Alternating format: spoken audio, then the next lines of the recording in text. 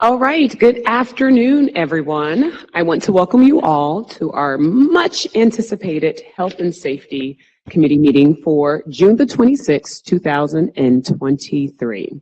It has been a while since I've been able to see both of your faces, and I am going to start with a quick roll call. We have to my right, Board Member Morosky, and of course you have myself here in the middle, the Chair for Health and Safety. And to my left, we have our wonderful Chief of Staff, Dr. Derek Little. We also will be having a guest speaker today, and our guest speaker has joined us, and his name is Dr. Robert Shapiro. So I do look forward to a full agenda today for our health and safety meeting. We will be discussing the topics of child abuse, student conduct and discipline data. We also will be talking about an update on the Good Food Purchasing Program, and then also we will be discussing nutrition and physical health. I will also be opening up the meeting to allow for other topics for other business to be discussed, and of course we will have our hearing of the public. We also, I'm so sorry, we have our other member, Board Member Jones, who is joining us virtually today. So again, welcome everyone to the Health and Safety meeting. As a reminder for those of you tuned in virtually, the documents we will be reviewing are available in Board Docs and will be shown on the screen. And for the members of the public who wish to speak, you may do so by clicking the chat button now. The chat feature will stay open for 3 minutes. And if you could just submit your name, your affiliation to the district, your school community, your topic, and your contact information if you want a direct response from the board or any board members. So we are going to start, and up first is Dr. Robert Shapiro. He is the MD Director, Meyerson Center for Safe and Healthy Children at Cincinnati Children's Medical Center. So welcome. How are you today? Thank you for having me. Yes, thanks for being here, and you're all ready. The mic's on for you, and the stage is yours. Well, that's great. Thanks so much. And will you advance the slides for me? Great. So we can go on to the next slide. So my name is Bob Shapiro. I'm a pediatrician, and I direct the Meyerson Center for Safe and Healthy Children at Cincinnati Children's. And our center is directed to diagnose and treat children who have suffered from abuse and neglect. Ms. Weinberg, thanks very much for asking me to be here today to talk with the committee about recognizing child abuse and neglect. What role, well, what has changed, what's new, how do the schools respond to that? And what I'd like to do in the brief time that I have is first, just with this slide, show you a couple of what I think are the most important points in recognizing abuse and neglect within the schools. We've learned from the pandemic, or I would say we were reminded during the pandemic just how important the schools are in recognizing abuse and neglect. School teachers and other school personnel are among the most frequent reporters of a possible abuse and neglect because they see children, of course, every day in the classroom and recognize those signs. The 4 bulleted items that I have on this slide, I think, are the ones that, in my experience, sometimes get confused. The first one is that school personnel do not need to make a diagnosis or prove or be certain that abuse or neglect has occurred. But if they have a reasonable suspicion that a child is a victim of abuse and neglect, that is a reason to go ahead and initiate a report. Teachers and school personnel are, of course, mandated reporters for abuse and neglect. The staff should not feel that they have a need or role or responsibility to determine, in fact, if abuse and neglect has occurred. And I hope that the school policies in each building are very clear about what a teacher or other educator should do if they have reason to believe that a child is a victim of abuse and neglect. There's a chain of command that I'm sure exists, but it's an interesting scenario because, in fact, each teacher is a mandated reporter. And so just handing it over to someone else in the school, assuming that it will be handled properly, may not really protect that individual from the responsibilities he or she may have. And also, it may not happen. You know, signals may get crossed, the ball might get dropped. So how these procedures work within schools, I think, is really very important so that each educator can feel confident if they suspect a child is a victim of abuse and neglect, it will be handled properly. And the final point that can be a sticking point is that the role of parents in this, and when do parents get notified and when do parents not get notified? And really, the safety of the student and of the staff really dictate whether or not a parent gets notified at that time. So those are my general comments and tips, if you will, for reporting abuse and neglect in the school. But if we could take a look at the next slide, one of the other things that we're coming out of through the pandemic, as well as before, is how to respond and how to improve outcomes for kids who've experienced trauma.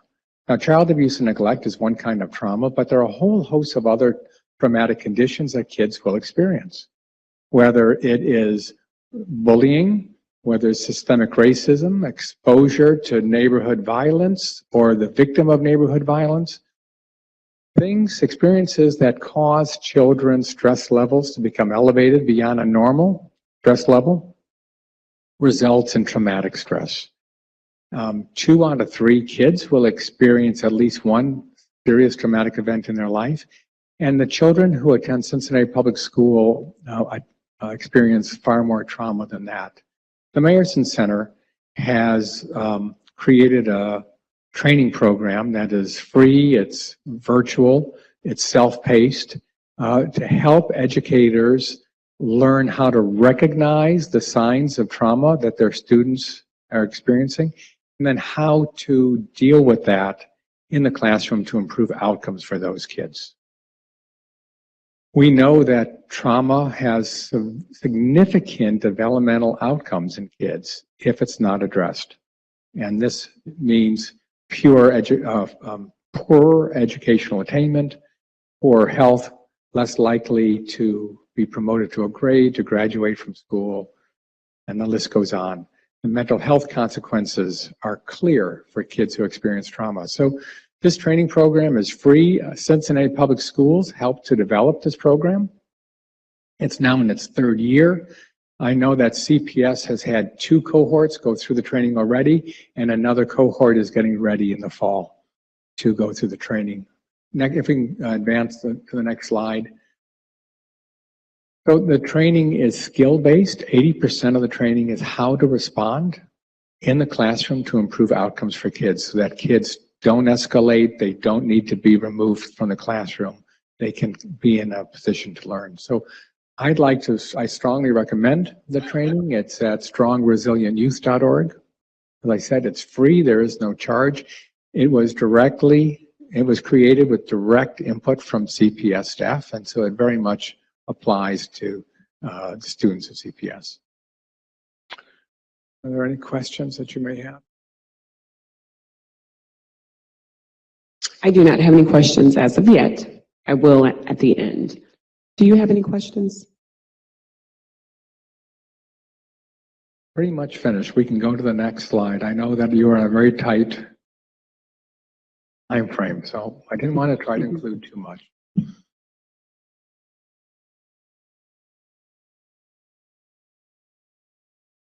And of course, Mr. I didn't hear the last thing that you said. I'm ready for any questions. Oh, okay. I didn't know if you were going to go over the last slide. I was waiting on you. Okay. I'm trying to stay within my 6 minutes. And you did a great job. So thank you so much. I do appreciate it. So I do have 2 questions, and this could be a question for you, or it may actually go to you. So it was stated in the presentation that we, as a school, should have a policy regarding child abuse reporting. Is that something that is stated within our code of conduct, or where can someone find that information? It is. And first, I would say I haven't had the good pleasure to meet Dr. Shapiro, but really appreciate you and the partnership with our team on this training and in many other ways. So Chair Weinberg, yes, each year CPS staff members go through the Safe Schools training, and mandatory reporting for child abuse and neglect is part of that. So I know that we have the Safe School, and that was going to be my second question. I appreciate, being a former teacher here in the district, being able to get logged in and taking those required courses. But with this additional, thank you so much for sharing that additional resource as well. I think it's very good for teachers and educators and anyone working with our kids and, parents and just anyone around the kids to be able to know that they have another resource to be able to take to train on noticing those signs. So in regards to, you stated that we would find that in the student conduct. Can you tell me where that might be? The course that we provide on being a mandatory reporter is in Safe Schools. That is reinforced each year with meetings that principals have with their teachers and staff, reminding folks that they are mandatory reporters. The Code of Conduct does not speak to that directly because it's more of a family and student-facing document. Okay, I just wanted to make sure of that. So we do offer, obviously, the training, but we don't have anything in our particular policy regarding child abuse. I'm going to look over here to you as the chair of policy. I'm just curious about that.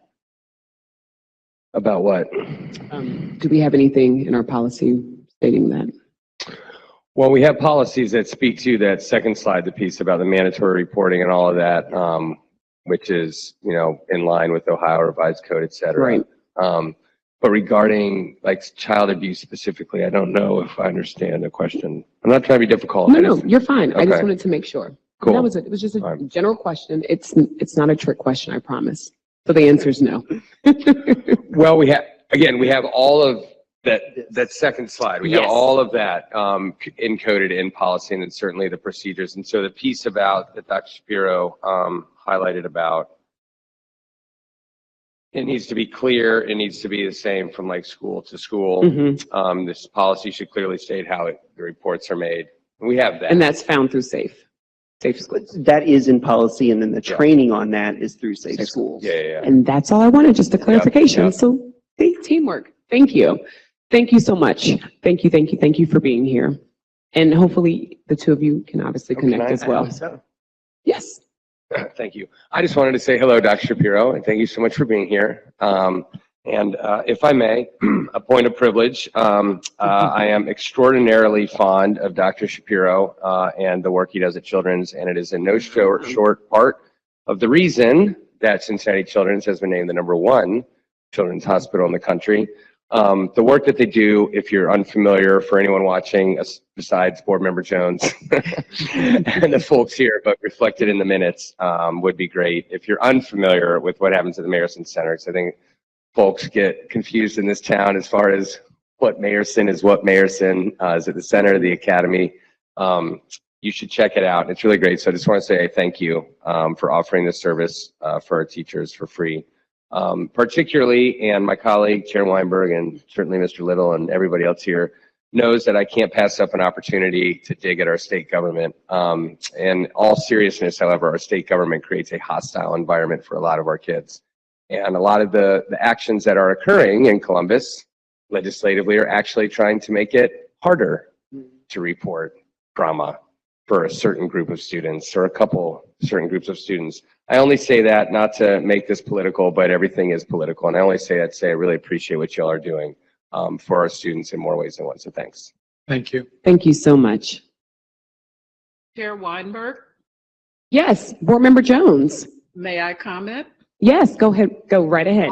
I'm not going to add anything to the wonderful content areas that Dr. Shapiro presented. I also want to thank Dr. Shapiro for the years of work and partnership with the district. I have a lot of respect and appreciation for the work that and the partnerships with the district. So, and I apologize, Dr. Shapiro, for not being there, but I decided it was best Where due are to you? my illness that that I stay home. So thank you. Well, you're coming through loud and clear. Thank you for your. And Board Member Jones, he was asking, where are you? We hear you, but we just can't see you, but we understand why. Yes. Thank you so Thank much. you. Thank you, thank you. All right, so we are going to move on. We have actually a couple of presentations. Dr. Little will be discussing our student conduct and discipline data. We'll be providing an update on the Good Food Purchasing Program, and then also discussing nutrition and physical health, vision, dental, and community. So the microphone is all yours. Thank you so much. And we'll take these in two parts if that works for you, That is Chair perfect. Weinberg. So we'll start with the discipline update and then really a focus on what we're doing as we move into next year. If we can go 2 more slides, Rob. Not quite that far. Back 1 more. There we go. Thank you. I shared at the last meeting of this committee a slide that looked very similar in terms of what it was presenting, which is overall discipline incidents. At that point, it was through the first 3 quarters of the school year. This now includes the entire academic year. The chart does look very similar. The data points have obviously shifted up a little bit, but we continue to see throughout the end of the school year that we did trend higher in terms of overall discipline incidents, and that is true across nearly all of our student groups. Next slide shows us that the majority of the increase, or at least the student groups that had the largest increase, were our white students and Hispanic students, each seeing a 23% increase year over year in terms of incidents. We know that we continue to see on the next slide as well that we have persistent disproportionality. We talked about that some last time. I imagine we'll talk about that a bit more today. That is something not unique to CPS, but is something we are fully committed to addressing, where we see more than 80% of our office referrals are for Black students, which is about a 20 percentage point additive in terms of Black student portion of the population overall. So that is something very important from our equity and anti-racism policies, but also as we think about the discipline and code of conduct in the district. What I'll do over the next few minutes, though, is talk about what we're going to be doing as we move into this summer and into next school year to address that. We looked at this slide in our last meeting, which reminded us that we do need a full community-wide comprehensive approach to how we address this. It is certainly not something that we will just do within school buildings alone. On the next one, though, I want to zoom into 3 of these today, and that is our work around restorative practices, the code of conduct revisions, and how that intersects with our work in PBIS. To start with the PBIS piece, in the Principal Academy that we held a couple of weeks ago, our Chief of High School Transformation and Director of Positive School Culture actually led a session with principals around improving and strengthening PBIS systems, and that's really an umbrella that restorative practices in the Code of Conduct connects to. Let's go to the next one.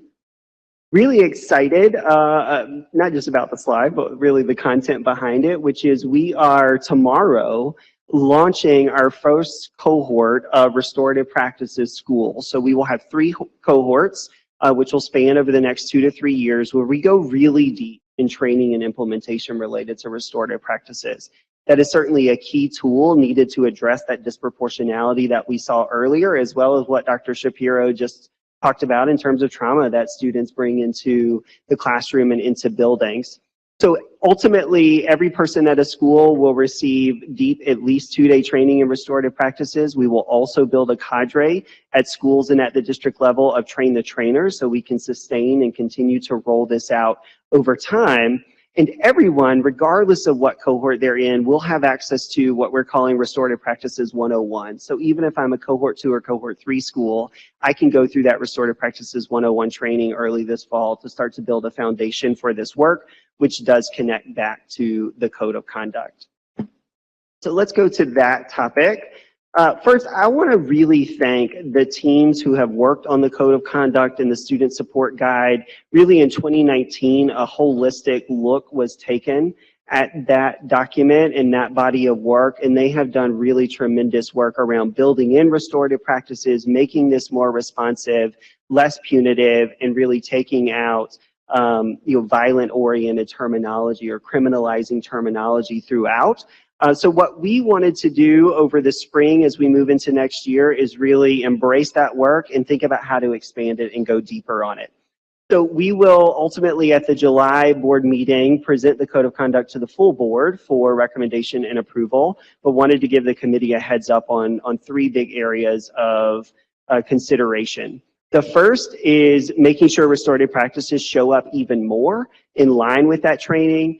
The second is clarifying some specific definitions and how that impacts incidents of discipline.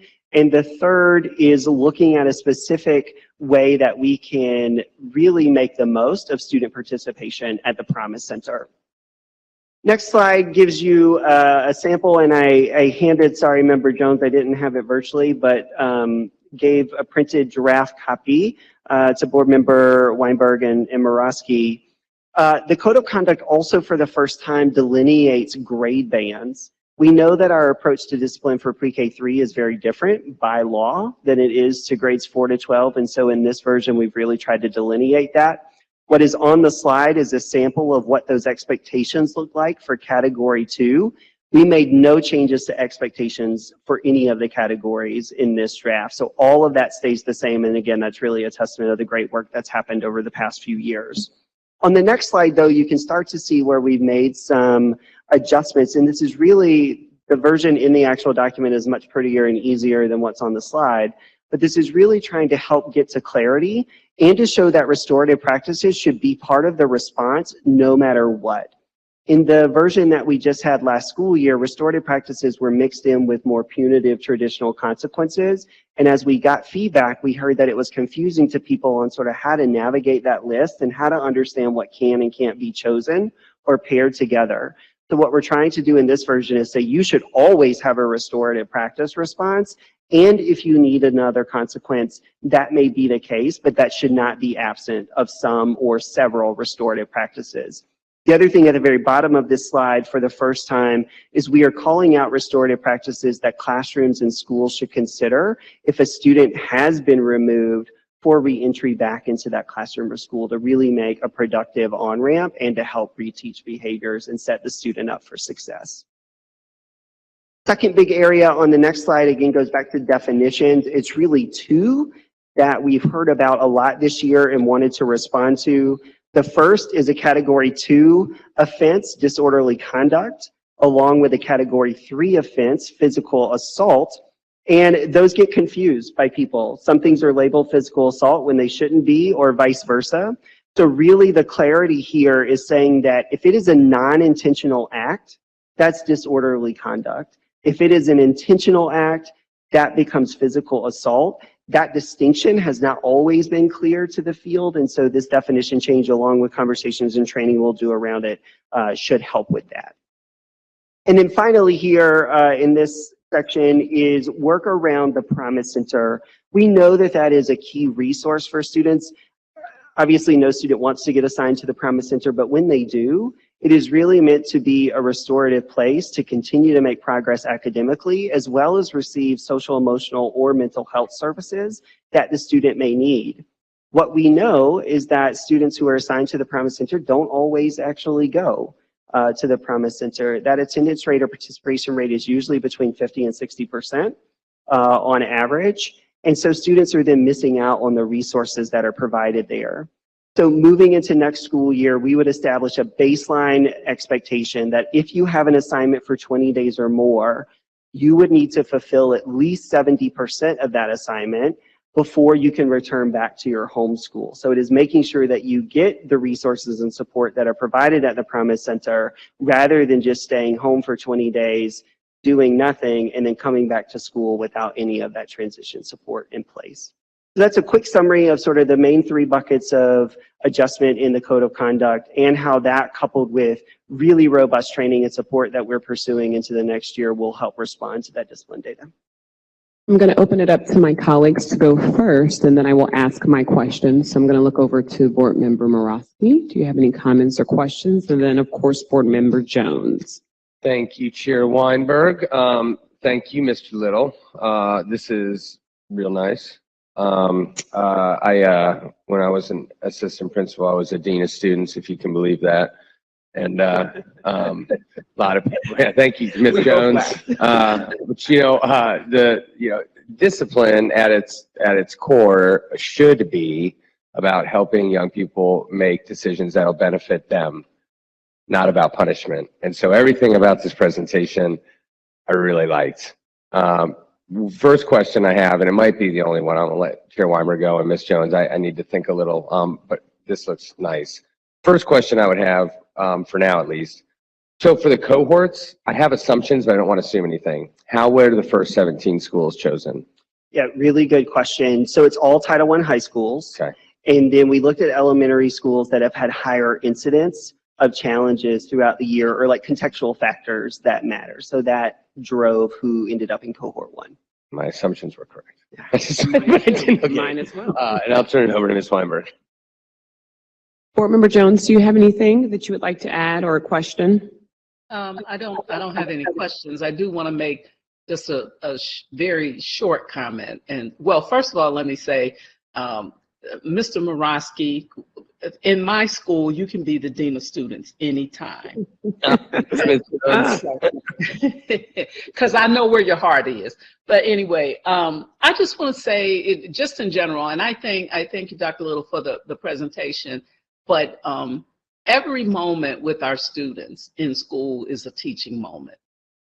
And I think that one of the things in terms of discipline and what have you is, and given now that we are moving forward with the restorative practices, I think that is, that captures the essence of, how we want to interact with our students and what have you. And I believe that firmly, that every interaction is a teaching moment. So that's all I'll say, but thank you anyway for the information. Thank you, Board Member Jones. And I will just add a couple of comments, and then I did have a couple of questions. So I appreciate this presentation because I know last year, being a part of health and safety and being the chair, the discussion came up. We were just very upset to see the data that was presented and showcasing, our students of color being the highest rate, whether it's referrals, suspensions, et cetera. And to be able to see that the restorative practices will be implemented, I'm very excited to see how that will work out. I'm excited to also, get an update on that as well. So with this cohort 1 that we are doing, is it possible to bring back some information to health and safety later on down the line in the year and just kind of seeing how things are working? And my question is for this particular side. For the Promise Center, you said that you have a base expectation of 70% to fulfill. I'm curious where the number 70% came instead of asking for 100%. I'm just curious. Yeah, absolutely. We got a lot of feedback on this conversation. We talked to principals, assistant principals, we talked to some families, our hearing officer, we engaged some high school students around it. And really the options that we put out there were 70, 80, 90. 100 was not an option because we don't have 100% attendance, and that's a really hard thing to expect even in a traditional setting. And we were considering where the line on the days would fall. So we ended at 20, but we looked at 10, 20, or 30 plus. So a few things. If we think about the assignments to the Promise Center that are 20 days or more, those are typically more severe Category 3 offenses. So we want to make sure that those students who made some of the worst choices, and along with our code of conduct, have the most opportunity to receive support, receive that restorative approach, learn from that choice, and make a different one moving forward. So it was looking at how assignments really play out based on the category of offense or the number of offenses and why a student may assign. And then 70 is potentially a 20 percentage point improvement over what average attendance is right now. So that's pretty substantial. But bottom line, to your point about reports, this is something we're going to track really closely, and we'll be able to give updates along the year. I look forward to seeing those updates. And then my last question is regarding the new verbiage change in the definition of disorderly conduct and physical assault. Just wanting to know, where did you get the information to, come up with the new definition? And then I'm looking over to my policy chair to ask a question of, is this something that goes through policy or is it done by you? Yeah, so in terms of the language, so we have conversations with principals, APs throughout the year, and our hearing officer is obviously sort of on the front line of many of these. So we knew that this was a point of lack of clarity for many folks. Right. The way we come up with the language is really working that through the discipline committee, which is a cross-functional group of principals, assistant principals, teachers, social workers, legal aid, our general counsel, positive school culture staff. They've really been the ones over the years to lead this work, and we're a big part of these revisions. And so they do the drafting language, then we take that back to principals, APs, and other groups to get feedback, and then ultimately landed where we landed. Again, with the key distinction here around intentionality. In terms of the policy, so it gets adopted by the board through the adoption of the code of conduct. Right. And I'm assuming if we have any questions about that, then we can bring it up then. Great, great, great. All right. I think we're going on to the next one. We're doing good. Thank you so much. All right, so we will do physical health and nutrition together. We'll start really on the next slide with a reminder of our community learning center model and how that relates to physical health and dental health care. So really quickly, we know that lead agencies and resource coordinators are a major part of the services that we provide to families and our students with our schools. We had 14 lead agencies last year, 57 resource coordinators. That number sort of moves up and down across the year at any given point where we may have a vacancy. And 61 of our schools had a lead agency. This 10,500 number is really a Q3 number. We're finalizing year-end totals right now, but that was the number of students who were actively engaged in some partner-provided program that the resource coordinator or lead agency were a part of sourcing. Next slide starts to get us into the health aspect of this. 25 of our schools have school-based health centers. We know that we have nursing support sort of across the board with contracted support, but we have 25 dedicated school-based health centers. At those school-based health centers, or in partnership with MindPeace, we had just over 3,100 students receive mental health care services. Really 3,000 of those got them directly from their MindPeace partner. Just over 100 ended up getting support from a different community partner. I know you've asked a question previously, Board Member Weinberg, on what folks say about this treatment. Right now with MindPeace, we're really collecting input data. So how many folks are getting it, and generally what are the attributes that are showing up leading to the need for that service. We do not right now have feedback data about the care in general. So that's something we can look at to gather and collect. And just really quick to further go into that, I love that we are servicing our students, the 3,109, but it would be really nice, especially during these times, especially, after COVID has hit us, really seeing how the therapy sessions or whatever is being offered to our students, how beneficial is it to them and working into their academics as well. I totally agree. As you know, and certainly as Member Jones knows, that's a complicated question to answer, but it is something we care about as well. Can I add to that? Yes, Board Member Jones. Yes, Dr. Little, as you all are, as staff is pursuing that, there may be some, it is hard. It's hard to get at that data, but one of the things, and this is a question that you might want to pose to MindPeace. I know that each one of the agencies that are involved with the district collect their own data for their own agencies. And I don't know how much of that data they share. But I would think that it would be impact data. They have funding sources and what have you. So I would imagine that some of that information is gathered and coordinated by each agency. But again, I don't know if MindPeace is aware of that. They probably are aware of it. I just don't know how much they are a part of coordinating that effort. So that might be something worth looking into. We have kicked that conversation off, Member Jones, but to your point, we're in the space where MindPeace is interacting with the different agencies to see what is available to be shared. Oh, I got you. Okay, thank you. Thank you so much, Board Member Jones. Good point. All right, next slide gets us to the physical healthcare side. When we look at dental care, we have 6 schools throughout the district that have a physical sort of dental center on site. 18,000 folks received care at those 6 locations throughout last year. That number is really strong. Another 19,000 received physical health care services across our 25 school-based health centers. It is important to keep in mind that these are total numbers. Remember, these are available to the community, not just to students.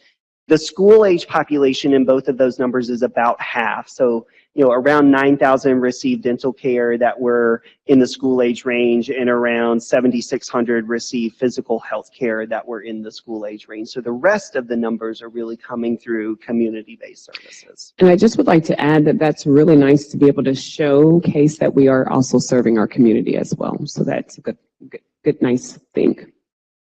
And then as we get into the nutrition side, we're going to sort of change templates here because this data comes from our participation in the Good Food Purchasing Program. I also want to thank Lauren Marlowe from our food services team who's here in audience and really leads much of this work. If we can go to the next slide, Rob. So we are part of the Good Food Purchasing Program. And that really looks at these 5 areas: nutrition, environmental sustainability, valued workforce, local economies, and animal welfare. And we get rated across those, if we can look at the next slide.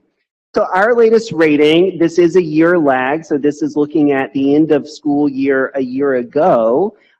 We had 3 out of 5 baseline goals met for 22 points. We are a 4-star district. It's a 5-star rated system, and we are a 4-star district. Our total points sort of change every year, but we're very happy about that.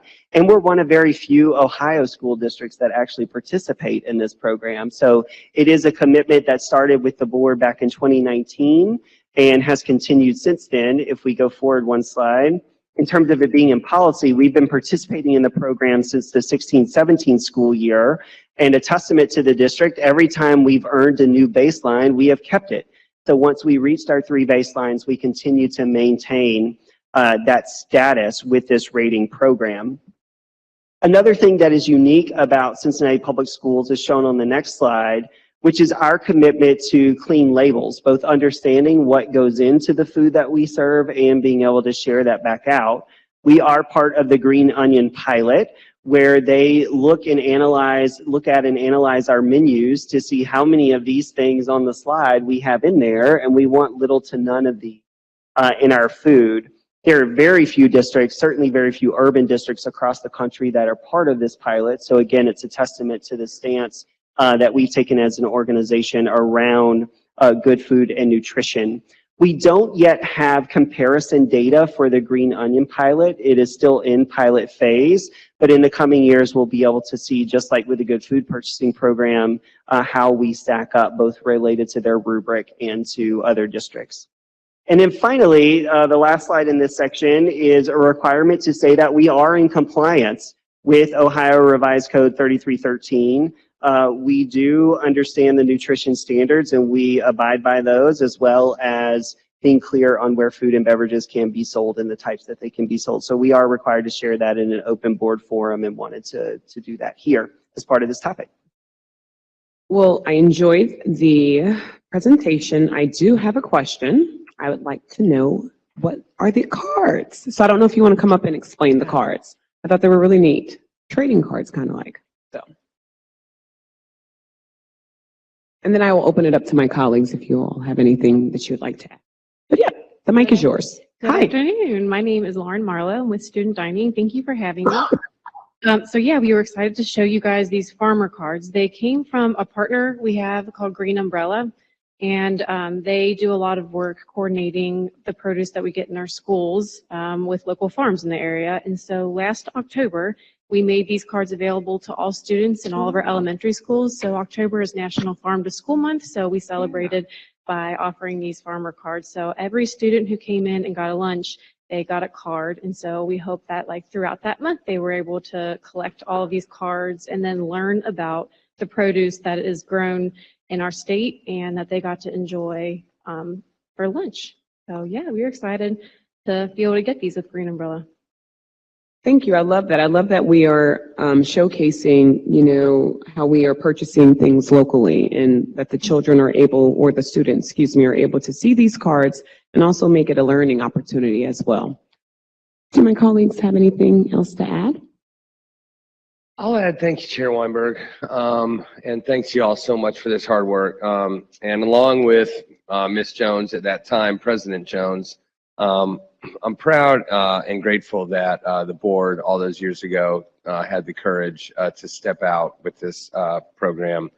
One of the first, if not the first in Ohio. And it's really, really nice to see this report and to hear that we have the 4 stars. I'm a firm believer in the power of an organization's purchasing ability to make societal change. And we have some of the biggest purchasing power in the entire region of the state, more than the city of Cincinnati, certainly more than a lot of other government entities around us, if not all of them, all the way up to Columbus. And I think this is absolutely one of the most powerful things we could do in making this change. And so kudos to everybody that's done it. Again, the 4 stars is remarkable. This has been a long burn. It was like half a star, 1 star, 2 stars. We've always done a good job. You know, I'm biased. I think our food service program, regardless of what the students say, I go to the schools and they always tell me they don't like their food. And then I ask them why, and we talk about it. Well, I guess it's okay. I just want the salad bar back. Everybody wants the salad bar back. That's, you know, I'll say that on behalf of the kids. They all want salad bars. Some of them have them, some don't. But so thank you, and Ms. Jones, thanks to you all those years ago. We talked a lot about this before we passed it. Green Umbrella was here a lot. So thanks so much. Yes. Thank you. Board Member Jones? I don't have any further comments. Thank you for the presentation, and I agree with my colleagues. It's always good to hear about the consistency and the value that we add as being consistent. And you know, my grandkids, they eat, they're picky eaters anyway, so I don't think it matters what it is, but at least there are things that they like and some of the things that they haven't tried before. So that's great. And so thank you so much for the update. My one last question that I have is, I'm looking at slide 20, where it says that we've met 3 out of the 5 baseline goals. I'm just curious, what would we need to do in order to get the other 2 baseline goals met? And I think it's the animal welfare and then the environmental sustainability. Good question. Yeah. I'll give you a quick rundown of things that are in place for next school year that will help with that. The district has already been doing what we call Fuel Forward Fridays, which are offering more vegan options on Fridays. That's going to get built out into an entire vegan menu, so that'll help on the animal welfare side. We've also started to mix in with meat-based products, more vegetables. So our tacos are 50-50 beans and 50-50 meat, and that's gone over well with students so far.